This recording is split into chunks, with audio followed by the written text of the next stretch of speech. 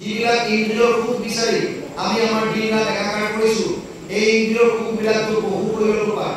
মানুহৰ জীৱন লৈ পেলাই তুমি কি বিশেষ কাম কৰিছা? দেৱতাৰ ইন্দ্ৰ, অধিপতি ইন্দ্ৰই অমৃত ভোগ কৰি যিটো সুখ পায়, গাহৰিয়ে বিষ্ঠা ভোগ কৰি একেই পায় বুলি কৈছে। অপেশ্বৰৰ লগত থাকি ইন্দ্ৰই যিখিনি সুখ ভোগ কৰে, গাহৰিজনীৰ লগত একেই ভোগ কৰি এইটো আনন্দ পায়। ইন্দ্ৰিয়ৰ সুখত কোনো ইয়াৰ ব্যতিক্ৰম নাই। আৰু আমি যিবিলাক লৈ আহিছো সেইটো কাৰণে আপুনি বিশেষভাৱে কষ্ট কৰিব নালাগে। যিটো লৈ আহিছে সেইটো পাব। দুখক লাগীয়া যেহেন পুৰুষে একো যত্ন নকৰে, তথাপিতো আমি মিলাব ধৰিবে অন্তে দুখ নাপাওঁ। দুখ পাবৰ কাৰণে কোনে চিন্তা কৰে? কোনে ভগৱানক প্ৰাৰ্থনা কৰে যে মোক দুখ দিয়ক? কেৱল এগৰাকীয়ে পাইছো আমি শাস্ত্ৰত, কুন্তি। কিন্তু যদিও কোৱা হয় যে কুন্তিয়ে বিপদ বিচাৰিছিল, কিন্তু কুন্তি ইমান বুদ্ধিমতী যে আচলতে বিপদ বিচৰা নাই। তত্ত্বটো বুজিলে আপোনালোকে ক'ব যে কুন্তি বহুত বুদ্ধিমতী। কেনেকৈ? কুন্তি যেতিয়া কুৰুক্ষেত্ৰ যুদ্ধ সাং কৰি ভগৱান কৃষ্ণ ফাইনেল যাবৰ কাৰণে ওলাল ৰথত বহি, তেতিয়া দেখা পাইছে যে বাটত সন্মুখত নাৰী মূৰ্তি এগৰাকী থিয় হৈ আছে। সেইখন নামি আহিল আৰু ওচৰলৈ গৈ দেখিলে আন কোনো নহয়, পেহী কুন্তি। কুন্তিয়ে কান্দি আছে। কুন্তি ক'লে যে পেহী কিয় কান্দিছা? 18 অক্ষয়িনী সেনাৰ ভিতৰত কেৱল 11জন বাচিছিল, তাৰে 5জন তোমাৰ 5টা পুত্ৰ। 18 অক্ষয়িনী, 1 অক্ষয়িনী 2,18,700 সেনা থাকে। তেনেকুৱা 11 অক্ষয়িনী সেনা কৌৰৱৰ আছিল, 7 অক্ষয়িনী সেনা পাণ্ডৱৰ আছিল। তাৰ ভিতৰত 11জন বাচিছে বুলি কয়, 5জন পাণ্ডৱ। কৃষ্ণ আৰু সাত্যকী 7জন, কৃতবৰ্মা, কৃপাচাৰ্য আৰু অশ্বত্থামা হাতে 10জন। ধৃতৰাষ্ট্ৰৰ ঔৰসত এগৰাকী দাসীৰ গৰ্ভত এটি সন্তান জন্ম হৈছিল, নাম আছিল যুযুৎসু। এই যুযুৎসু জীয়াই আছিল, 11জন মাত্ৰ বাচিছিল। ভগৱানে কৈছে পেহী, প্ৰায় 40 লাখ সেনাৰ ভিতৰত তোমাৰ 5টা সন্তান পুৰা ধুনীয়াকৈ আছে। এনেকুৱাও নহয় যে ভেন্টিলেটৰত ৰাখিছে, আইচিইউত ৰাখিছে, মুখত অক্সিজেন দিছে, এনেকুৱাও নহয়, আৰামত আছে। ৰাজা বিৰাট সম্ৰাট হৈ। আৰু কি লাগে কোৱা? আজি যি লাগে তোমাক মই বৰ দিম, পুৰা ফৰ্মত আছে। আৰু কুন্তিয়ে কৈছে তেতিয়া মোক বিপদ দিয়া। বিপদসন্তত শাশ্বত তত্ত্ব জগদ্গুৰু ভৱতু দৰ্শনম ইয়াত স্যাত পুনঃ ভৱদৰ্শনম।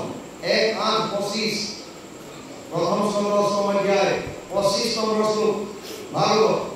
মোক বিপদ দিয়া। কিয়? কাৰণ বিপদ মোৰ জীৱনত যেতিয়া আহিছে, তেতিয়া তুমি মোৰ ওচৰত থিয় হৈ তাক নিৰাকৰণ কৰিছা। কোনবিলাক বিপদ? বিশাল মহাগণে পুৰুষতা দৰ্শনাত অসৎ সভায় বনবাস কৃষ্ণত মৃদে অনেক মহাৰথাস্ত্ৰাত দ্ৰৌণী অস্ত্ৰাত হৰি অভিৰক্ষিতা। 1:8-24 প্ৰথম খণ্ড 8ম অধ্যায় 24 নম্বৰ শ্লোক।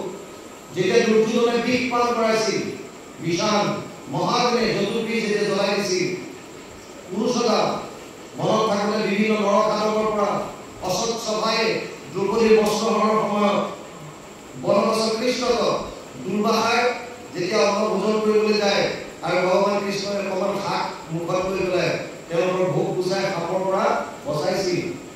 আৰু কুৰুক্ষেত্ৰৰ যুদ্ধত বিভিন্ন ৰথী মহাৰথী অস্ত্ৰৰ পৰা আৰু সদ্যহতে অশ্বত্থামাৰ ব্ৰহ্মাস্ত্ৰৰ পৰা তুমি আমাক ৰক্ষা কৰি আছা। প্ৰতিটো মুহূৰ্তত চৰাইয়ে যেনেকৈ পাখি দি নিজৰ সন্তানবিলাক ৰক্ষা কৰে, তেনেকৈ তুমি আমাক ৰক্ষা কৰি আছিলা। আৰু আজি মোৰ সন্তান ৰাজাধিৰাজ সম্ৰাট হোৱাৰ কাৰণে তুমি কৈছা যে মই গুচি যাওঁ, গতিকে মোক আকৌ দুখ দিয়া। এতিয়া আপোনালোকে ভাবক যে আপোনালোকে ভাবিছে যে কুন্তিয়ে সঁচাকৈ দুখ বিচাৰিছিল, কিন্তু দুখ নাই বিচৰা। কুন্তিয়ে কি কৈছে? কুন্তিয়ে কৈছে মোক বিপদ দিয়া। কিয়? বিপদ দিলে তুমি মোৰ কাষত থাকিবা। তুমিজন কোন? তুমিজন কৃষ্ণ। কৃষ্ণ মানে আনন্দ, আনন্দ মানে প্ৰেমানন্দ। তেওঁই হৈছে সদানন্দ, চিদানন্দ, ৰসানন্দ। এই আনন্দজন তেওঁৰ লগত থাকিব। তাৰমানে কুন্তি আচলতে কি বিচাৰিছে তেতিয়া? সাংসাৰিক দুখটো বিচাৰিছে, কিন্তু লগতে কৈছে তুমি মোৰ লগত থাকিবা। যিটো আনন্দ, এই আনন্দটো কাষত বিচাৰিছে। গতিকে যদিও কোৱা হয় কুন্তিয়ে দুখ বিচাৰিছে, আচলতে কুন্তিয়ে কিন্তু আনন্দ বিচাৰি আছে। এতিয়া প্ৰদানে কৈছে যে দুখক লাগিয়া যেহেন পুৰুষে একো যত্ন নকৰে আমি বিলাকে কিন্তু কোনো দুখ পাবৰ কাৰণে একো যত্ন নকৰোঁ তথাপিও আমাৰ জীৱনত দুখ আহে আমি একো দুখ নিবিচৰাকৈ আমাৰ জীৱনলৈ দুখ আহে আৰু যেতিয়া দুখ গুচি যায় তথাপিও আমি মিলাবলৈ দৌৰিবে অন্তে দুখ নাপাওঁ দৌৰিবই আমি তথাপিও আমাক দুখ দিয়ে আৰু আঁতৰি গ'লে আমি ভাল পাওঁ তেনেকৈ সেইমতে জানা সুখ মিলে কিন্তু পুছে দেখিখনে তাকো লাগি যত্ন কৰিলে নালাগে বিচাৰি দেখিব মনে যেনেকৈ দুখ নিবিচৰাকৈ আমাৰ জীৱনলৈ দুখ আহে তেনেকৈ সুখ নিবিচৰাকৈ আমাৰ জীৱনলৈ সুখ আহিব পাৰে কিয় শেষত চাৰিটা বস্তু মনত ৰাখি যাওক বছ পাৰে মানুহৰ সুখ দুখৰ মূল কাৰণ চাৰিটা বুলি কয় 25% নিৰ্ভৰ কৰিছে প্ৰাৰব্ধ বাৰে বাৰে কৈ আছো আমি যিমান আগতে কৰ্ম কৰিলো সঞ্চিত হৈ আছে তাৰ পৰা যিটো অংশ ভোগ কৰিবলৈ আনিছো সেইটো ভোগ কৰিবই লাগিব 25% সুখ দুখৰ কাৰণ সেইটো 25% নিৰ্ভৰ কৰিছে আইসকলৰ ওপৰত সন্তান গৰ্ভত থাকোঁতে আইসকলৰ চিন্তা চৰ্চা কেনেকুৱা আছিল খাদ্য অভ্যাস কেনেকুৱা আছিল ইয়াৰ ওপৰত সন্তানটোৰ সুখ দুখ নিৰ্ভৰ কৰিছে